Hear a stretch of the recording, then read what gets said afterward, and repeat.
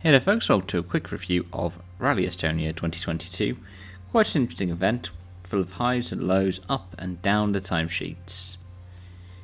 Highs? Well, let's talk about the winner, Carlo Rombera, who, with a win of over a minute on teammate Elfyn Evans come the end of the rally, is basically one hand on that trophy now, isn't he?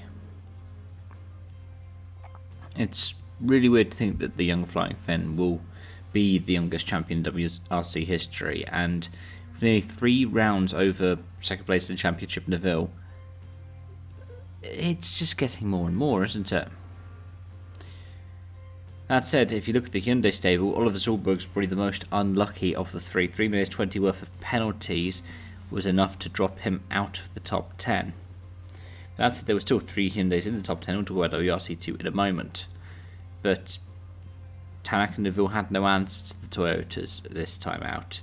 3rd and 4th for them. Katsuta in 5th, who showed some consistent pace this weekend for best result in Estonia, especially given the last couple of seasons didn't go so well for him, despite the fact that he'd been performing really well up till, well, really the final day on both of them. Lappi bringing home some comfortable points in 6th. 7th place for Adrian Formo, which is quite good considering the bad luck that his stablemate M Sport had. We already talked about Craig Breen's off on the Friday on the 3rd, 4th stage. The Gus Greensmith crashing out, the same, well, having mechanical issues stemming from it, and the same fate kind of befalling Pierre-Louis Lube means that M Sport are going to be chalking this one up to experience. Well, let's see how Mr. Huhtinen does next time out. He ended up coming home 11th, but the best Ford in WRC2. Winner in the category, Andreas Bickelson, must be happy with that. Apparently the main reason for the poor engine dying on him in the last 2 rounds when he was leading was they didn't change the air filter between events, with the air filter box, and when they did, it just, everything worked fine in Sabia. But Sunan in 9th, good performance from him, and Lindholm in 10th, who was fighting back. He had been leading early on. In the WRC3 and JWRC, it was Piari from Vives from Armstrong, but the points mean that it will go down to the decider, which I believe is the Acropolis for them. But overall, there is one other one which is really unlucky, and it is the story of Aidan Padd and John Kennard. They checked in for midday service on Friday. Hayden tested positive for COVID.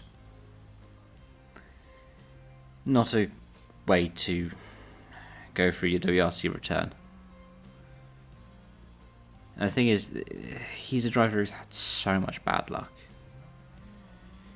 I mean, 2019, he was meant to be in Rally Finland at the World Rally Cup, but a pre-event crash meant they couldn't get a chassis out in time and he couldn't start it.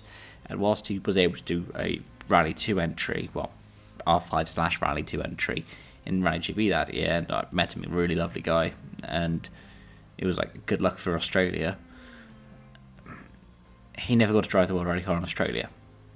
Put together a campaign for 2020, then the pandemic hit, cancelled all of that. None of the sponsors were able to follow through for the same way post-COVID. So he's back now, and first rally back at the WRC, this happens. This guy needs a break. Same for Craig Breen.